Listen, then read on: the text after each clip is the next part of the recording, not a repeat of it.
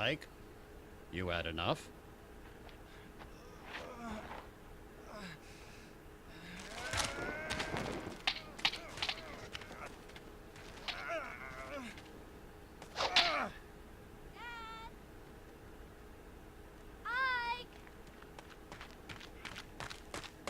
Oh, missed.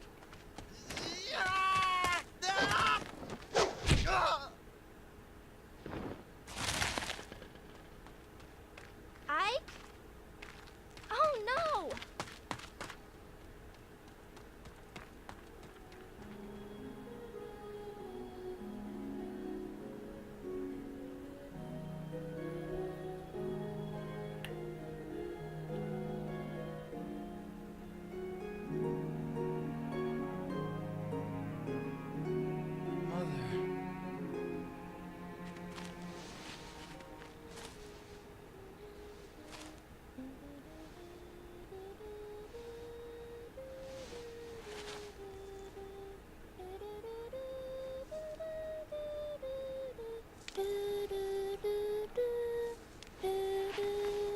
Missed that song.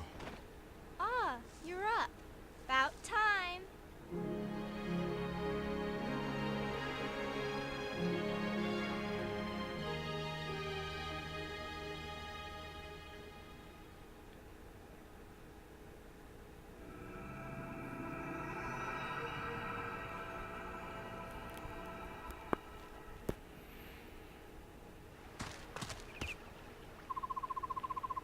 Alright, hello everyone, it's Hex, and today I am playing Fire Emblem Path of Radiance for your viewing pleasure. Now, that was a long intro scene. I'm not going to waste too much time sitting here on the talking. So, this is a game that I've been wanting to play through for a while. I'm a huge Fire Emblem fan. This game actually got me started on it, but I never finished it.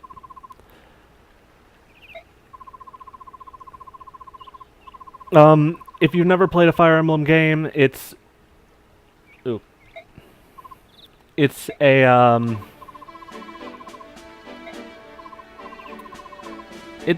kind of a tactical war strategy game. You basically control a small group of soldiers and you fight your way through whatever mission the game throws at you at the time.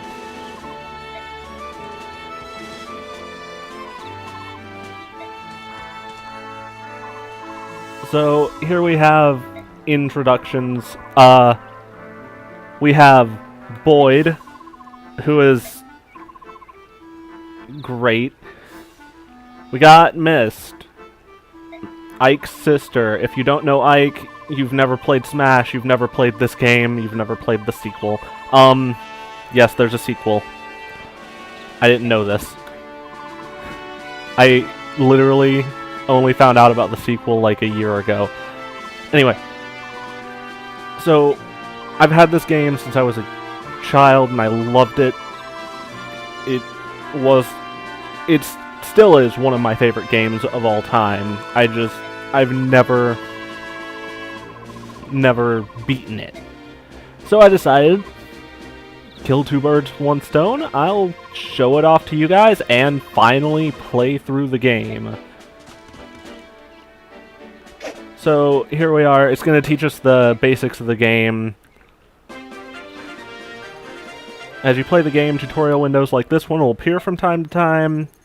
Anna, your helpful hint girl, will explain and demonstrate any new features. If you want to watch a tutorial again, simply choose Guide from the map menu. Use the tutorials. I'm not going to, but it's just going to cover the basics of movement. So, like, whenever you click on one of your guys, this grid comes up. The blue squares are where you can go, the orange squares are where you can attack. As you can see, I can't attack him yet. He's just gonna stand there.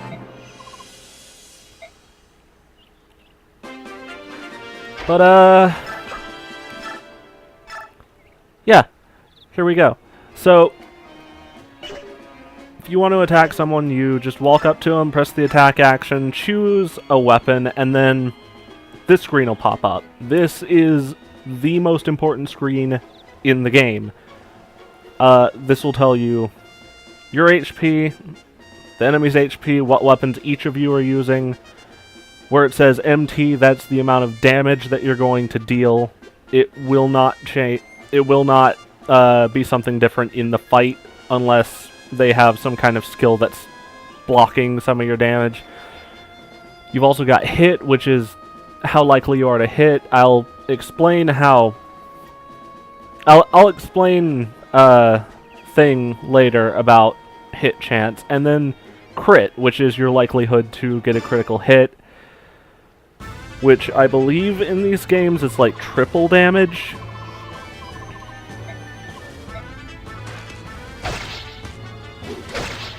Anyway, let's just get into it. As you can see, we take swings at each other, deal our damage, and we get some experience, even though we didn't even win. We just got experience for it. Now, usually on the enemy phase, which is their turn to move around and attack, they will attack you if you're right beside them. And you can see his little circle below him turn green. That's an entirely different thing that we'll get into later. For now, just ignore it. And now we have Ike's father, GREIL. Oh, wait. Okay. So this is our first non-weapon item. It's Vulnerary, which is essentially just a potion. It's honestly one of the more important items in the game. We're going to want to use one here because he will take us out if we're not careful. So, as of right now, we're just doing one-on-ones to get acquainted with the system and all that. You know, basics. Next mission, we will have a full group, and we're going to do a couple. I'm not entirely sure when I started recording this.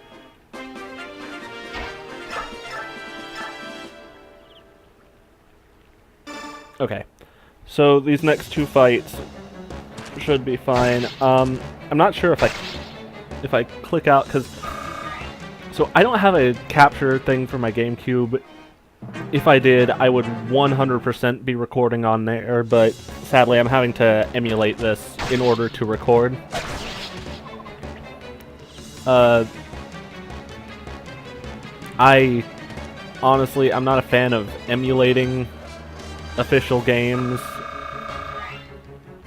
if I own them and have the means to play them, because at that point there's no real reason. Also, like, it's kind of illegal, I think. Like, let's be honest, no one really cares, but it's still illegal. It's not the best thing in the world. What I'm trying to say is, if I wasn't recording this, I would 100% be playing this on the GameCube. However, I couldn't find the North American version to emulate.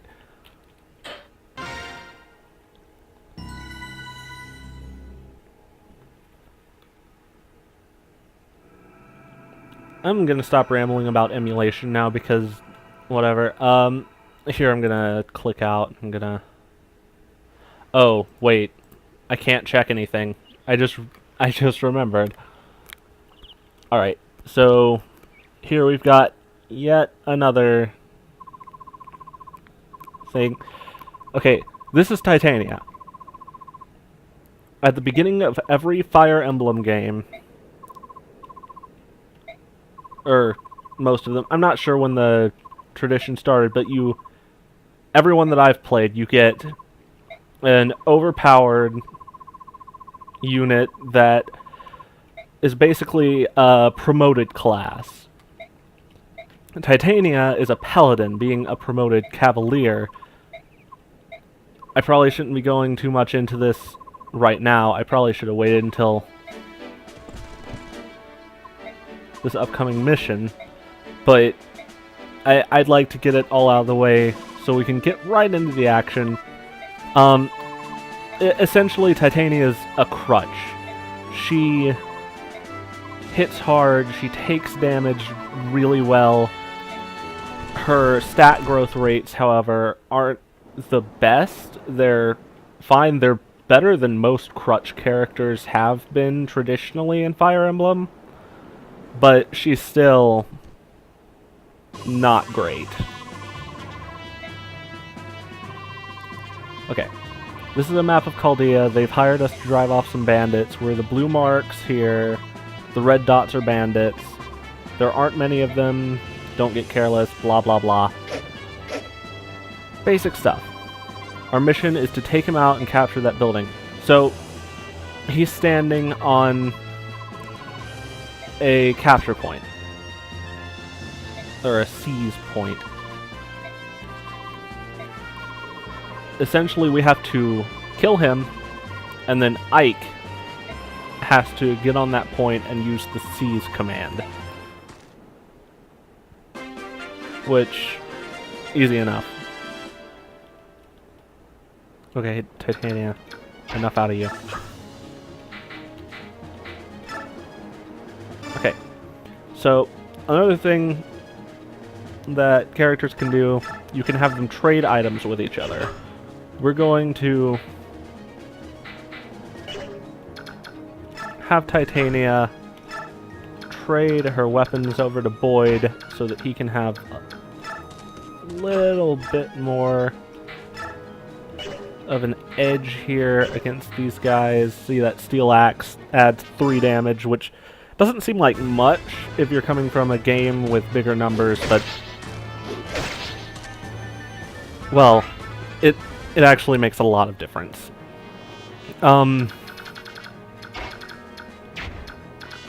Another thing, Cavaliers, after they, say, attack an enemy, they get an extra bit of movement. There's also, if you can see over there, the weapon triangle. So, the 3 main types of weapons: sword, axe, lance. Swords are good against axe users, axes are good against lance users, lances are good against sword users. This is really important in these early bits of the game, but soon enough it really won't be. As you get farther in the game, you can literally just rely on pure numbers.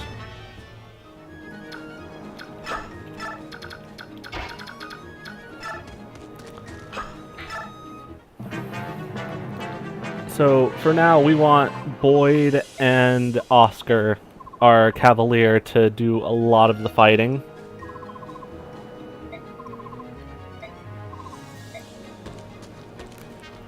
We want them to pick up some levels. We want Ike to pick up a level or 2, but honestly, I really want Oscar, specifically, to pick up levels.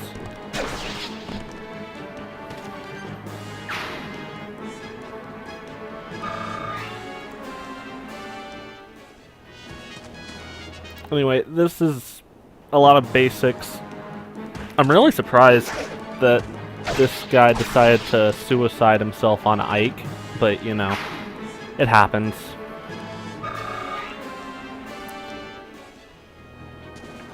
Okay, so I trust Oscar to take down some of these guys with axes. I don't trust Boyd to take down the sword guy. And then Ike can really just take on anyone he wants here. Because Ike's just fine. Weapon triangle wise. He is absolutely okay.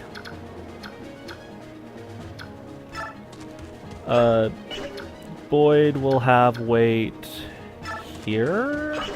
Actually, let's... So if you go over to an enemy and press A on them, you can check... He won't move from that spot. But you can check where they can move. So that guy can't...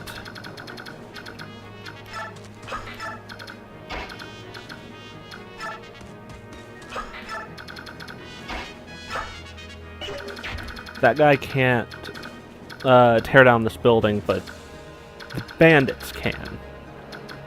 Wait, can he? I really hope he can't. I think only the axe bandits can. Anyway,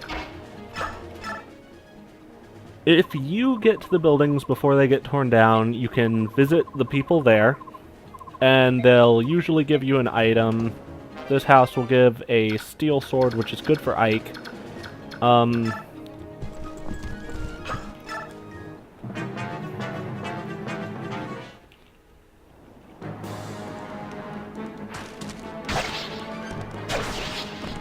So, a little thing to note about the AI in these games, it's dumb. It will typically just go for whoever's closest, but if multiple people are in range of it, instead it will...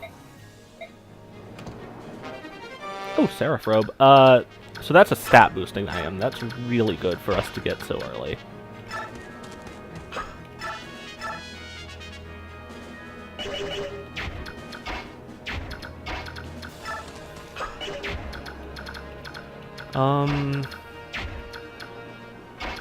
Okay, let's put Ike over here. Get some damage in. Another big thing that we're going to be using to our advantage is softening enemies up for our other fighters. Okay, overall that was an okay level for Ike.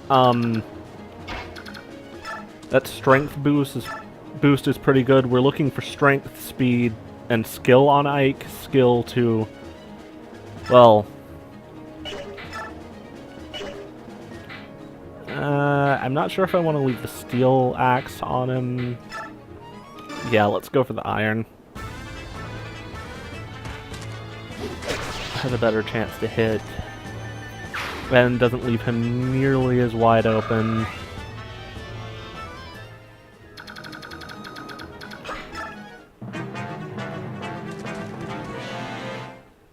Alright. So, the sword user took the bait and is going after Ike.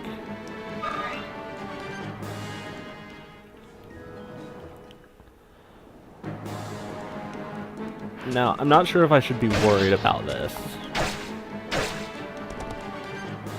No, I should be able to kill him.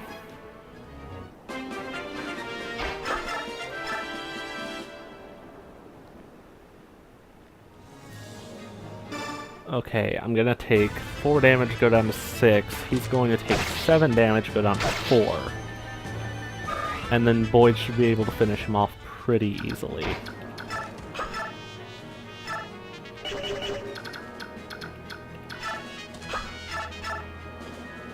Yeah. As long as he hits, he'll be able to take him out.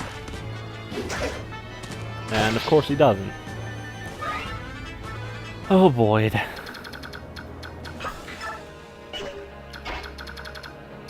Alright, we can get Titania in range. Yeah, Ike definitely needs rescued here.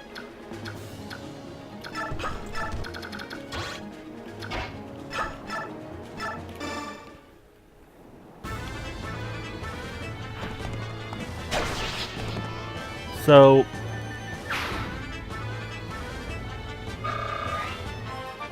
I'm not sure if I've left any sentences hanging. I'm so sorry if I have.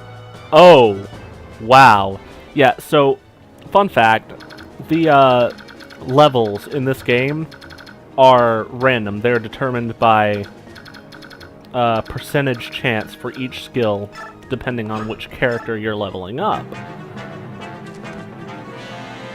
Oscar, I believe, has a high chance for speed and strength.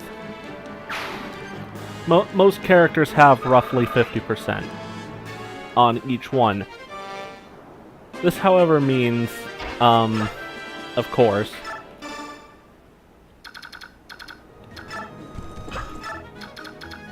some levels that you get will be entirely void of stats.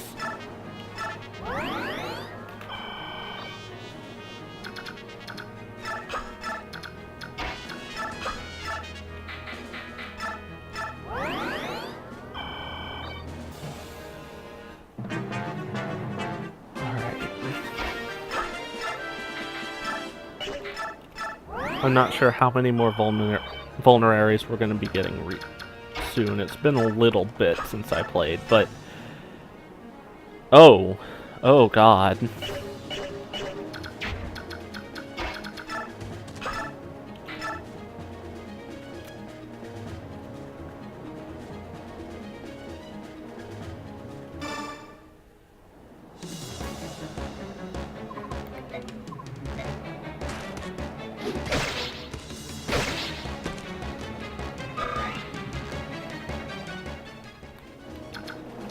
Okay, and then we can use Oscar to rescue Boyd, get him out of the way.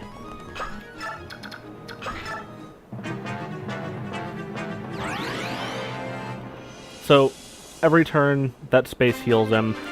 It's not great for us, but not game-ending. So let's use Oscar to soften him up a little bit more.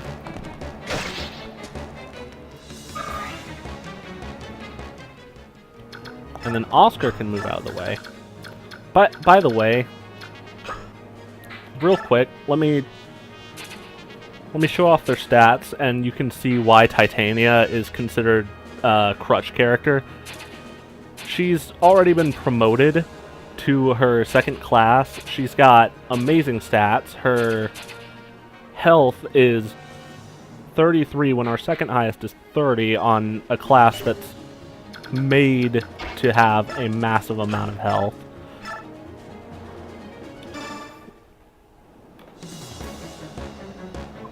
And just in general, she's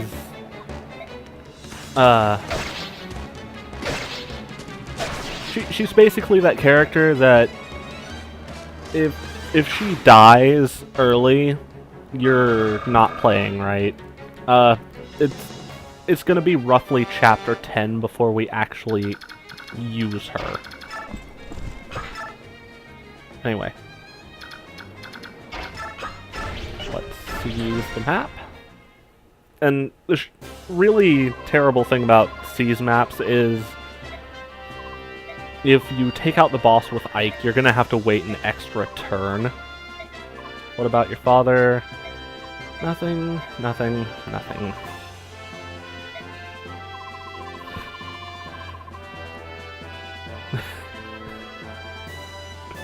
I absolutely love that line. When Boyd got in his first fight, he broke his own axe. Oof. Okay, so we're only in 24 minutes. I'm probably going to have these episodes going roughly an hour because this game is so long.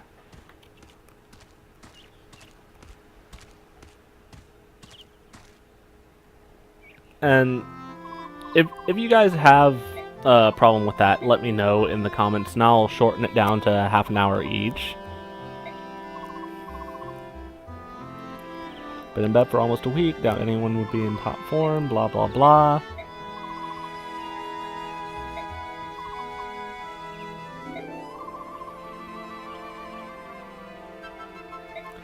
So, Rhys, we're calling him Rhys, is the only staff user in the GREIL Mercenaries, meaning he is the only dedicated healer.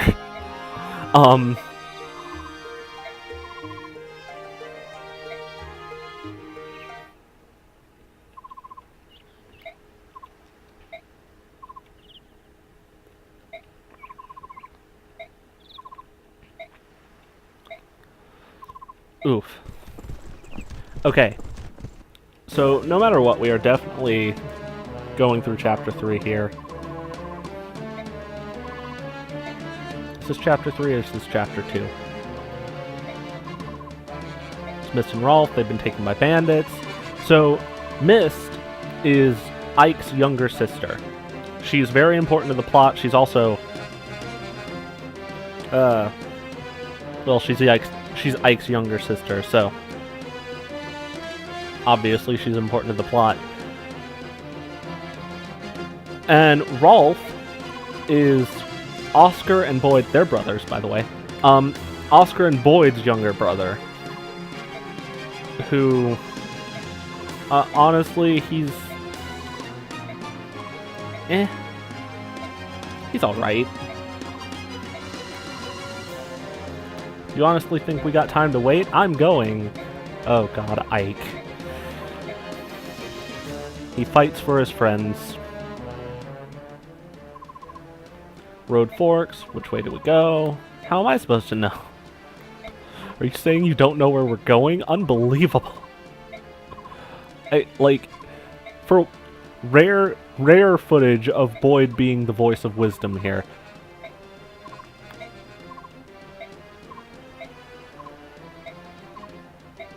So, this honestly is just a lot of infighting. I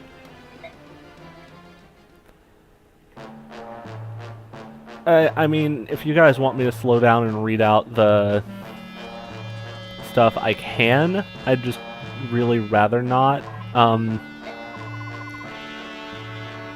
just you came alone, blah blah blah blah blah blah.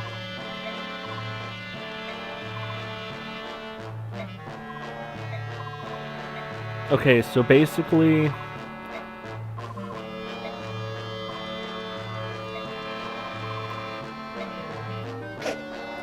basically, it's a trap.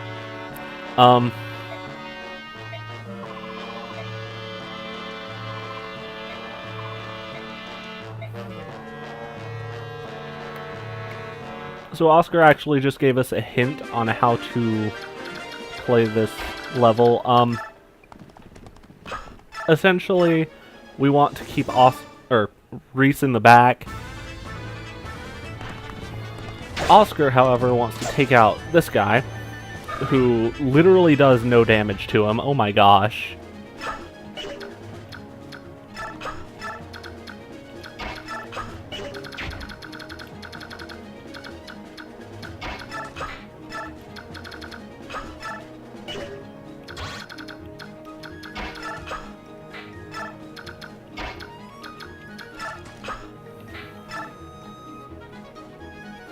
So, enemy units cannot go through you.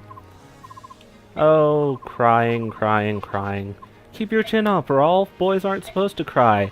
Oh, that's a little bit of casual sexism right there. But you know, I mean, to be fair, with the setting and all that, you'd expect it. So, this guy has absolutely no chance, I'm gonna be honest. Kinda sucks we're not seeing any lance users, but you're not going to in groups of bandits. They tend to be more in groups of trained soldiers, which we'll be running into later. If you haven't already managed to guess that.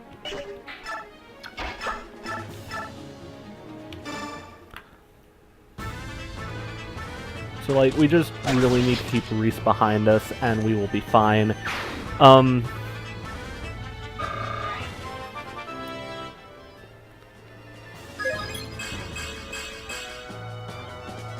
Oh, that is an amazing level for Ike. Oh my gosh. Yeah, so I feel like maybe I should go over the stats and everything, like what they do, since we're running so well on time right now. Alright, so Ike is just going to rip through anyone that comes after us right now. That's just what Ike do. In general, he's insanely good, mostly because, for the most part, he can get 2 hits on everyone because of his speed stat being so high, and his strength being high enough for the Iron Sword. Titania's here. She's really only good for taking hits with no armor. I mean, no weapons on her.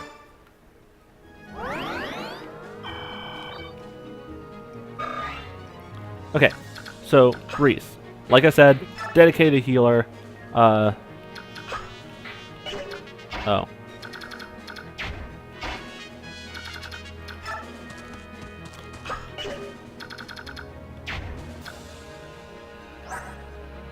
Okay, status screen. Oh, his biorhythm's up. Biorhythm, it's this wavy thing here that under the biorhythm thing. You want the glowing dot to be in a high point when you go into combat, because then they have boosts to damage and hit and crit, I think.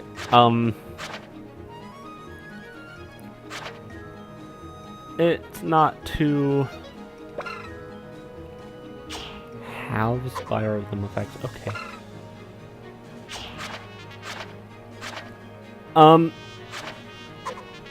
So yeah, basically it changes their stats up. So, the stats, specifically, we've got HP, of course, which is self-explanatory. Strength, which every weapon has a strength rating to use, I believe.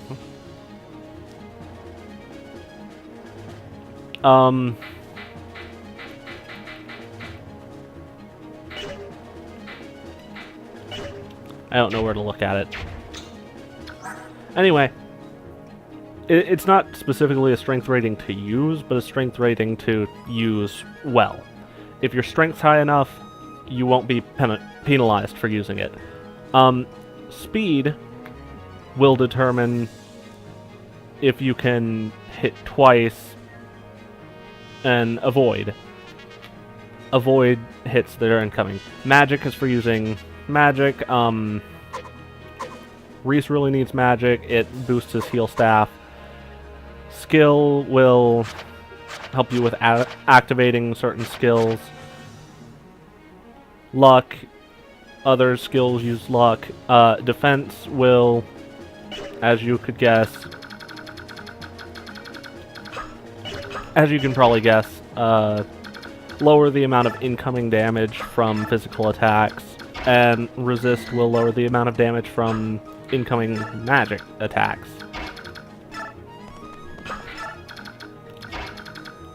And essentially let you tank whatever. With good levels, you can actually... I've seen Ike in other people's playthroughs get to the point where he can tank both magic and physical attacks really well, because he has decent growth rates in both defense and resist.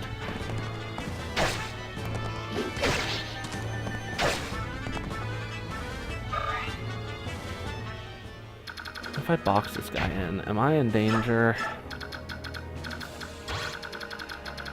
No.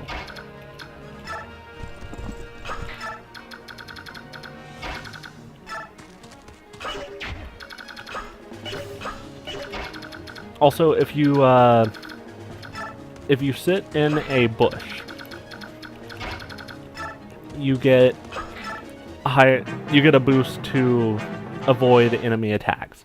Okay, that's nice. That means I can finish him off with Boyd. In general, the AI is really biased against taking damage, so if it can avoid taking a hit, it will. Meaning, it loves to go for anyone who does not have a weapon on. Oh my gosh, Boyd. I'm wasting uses of the steel axe. I should be... So, every weapon has a certain amount of uses. The heal staff has 40. The steel axe has, like, 35 or something. Basically, every time you use that weapon to make an attack, it loses 1 durability point.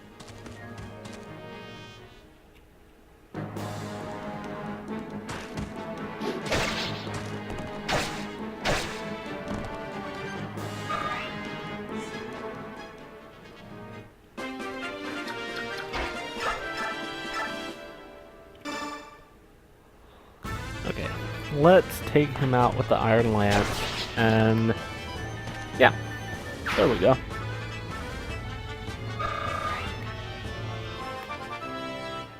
I have a feeling we are only going to finish this chapter this episode.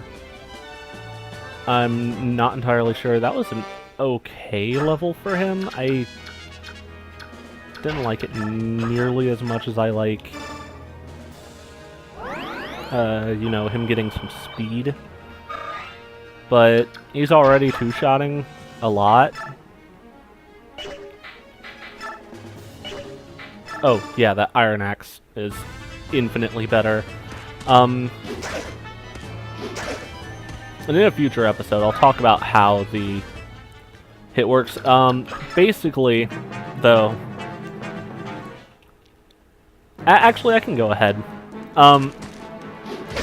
So the Fire Emblem games, or a lot of them, including this one, have a system called True Hit, where instead of just picking...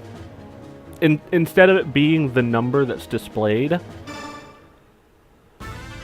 and then it picking a random number, and if it's that one or below, it'll give you that hit. It actually picks 2 random numbers, averages them, and if it's the displayed number or below, you get the hit. This makes any attack with a displayed accuracy lower than 50 miss more often than it should, and one with a displayed accuracy above 50 hit more often than it should. There are obvious benefits to this, and it's honestly made to absolutely screw over the AI.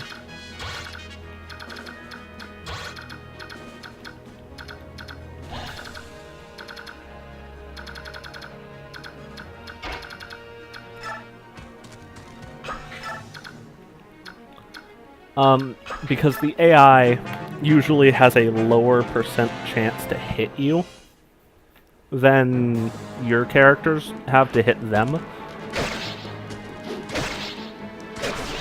Oh! Oh, wow. Boyd's getting doubles over here.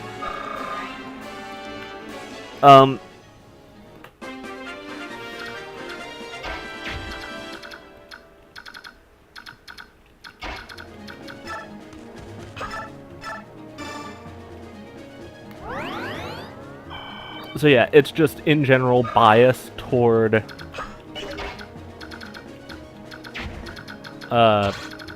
toward the player.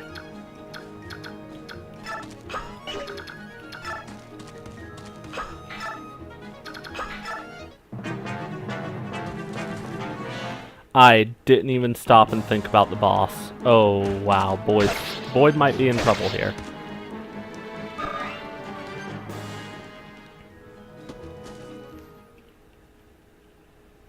I don't think he's in too much trouble, though. He's got some... Yeah, he's got some health on him. Oh my gosh.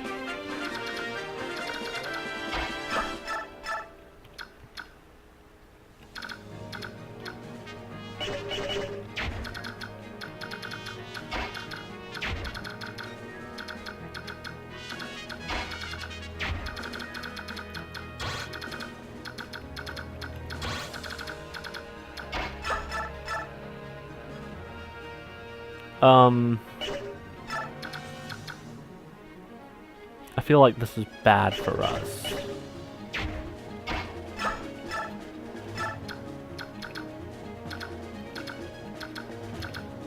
They both have a 0% chance to crit.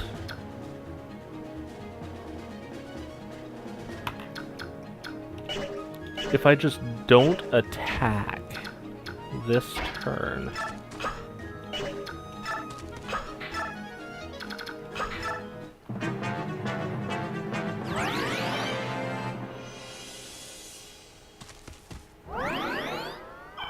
Oh, of course he's going to use a vulnerary. Okay. So yeah, no matter what, I survive this. And then I can run Reese up there and heal Boyd up.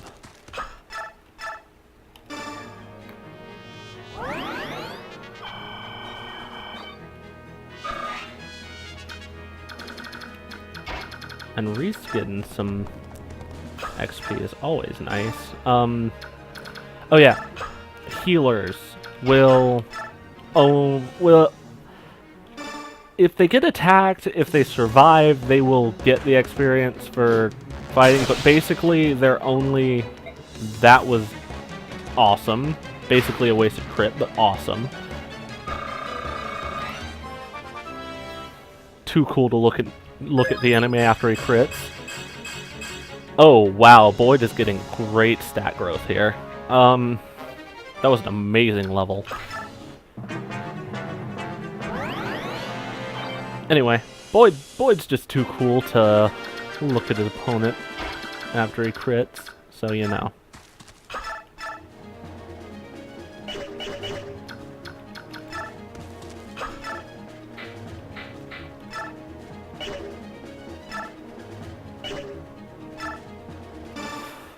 Let's go for the steal.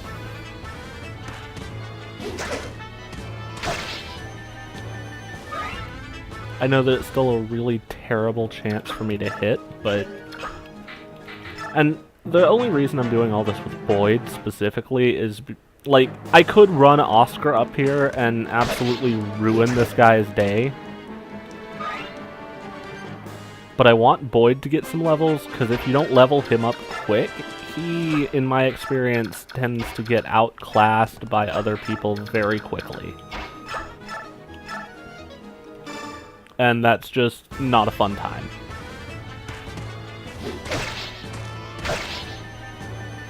Okay, Boyd did get the hit.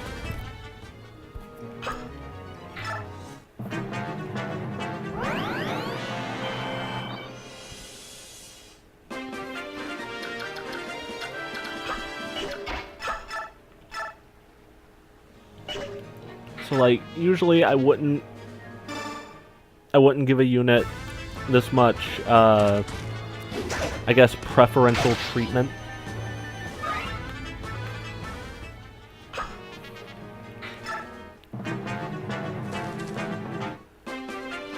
But Ike and Oscar have already started outpacing Boyd in levels, too.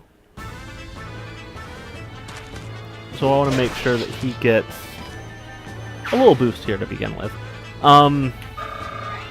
That said, everyone's killed. So that was a route map, meaning you have to kill every single enemy. Oof. Everyone's in trouble. Everyone's in a lot of trouble. Missed? Oh no. Please let us go. I said let us go.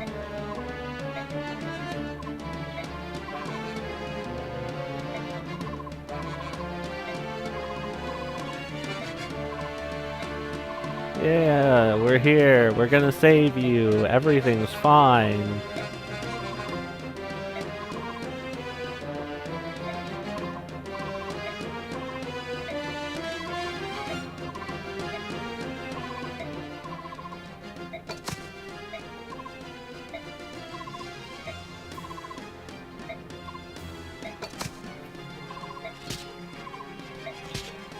Everyone just drops their weapons, and...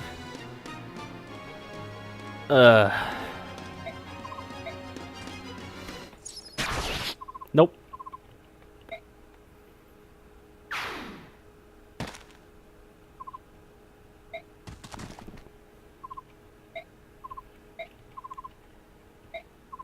He just fainted.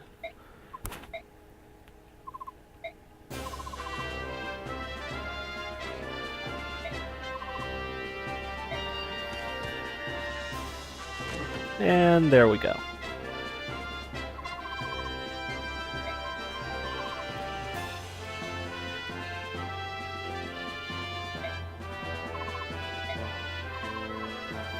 So here are Shinnen. Just don't worry about him. And Gatry. My favorite character and my least favorite character. In opposite order. Gatry's my favorite. That's what I meant. I absolutely hate Shinnen. Shinen. Ugh.